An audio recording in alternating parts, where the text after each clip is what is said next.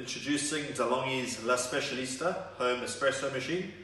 Today we're going to be using the Tiki Tonga number 10, a specialty roast, a single origin yellow bourbon from Brazil, and a light medium roast. It's going to fill up the hopper. This you can tweak your grind size and the volume of coffee coming out.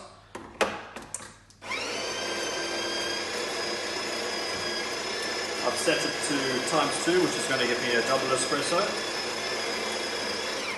It has a smart tamping technology, all built in.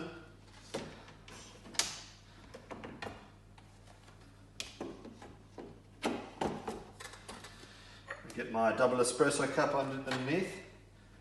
Set to espresso and OK. So when you get the right grind size and volume of coffee, we should be getting this black dial into the optimum zone.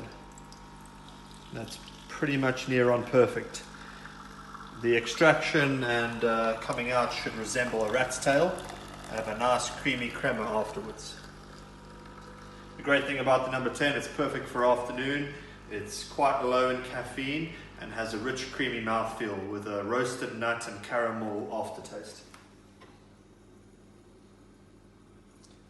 Fantastic. Cheers.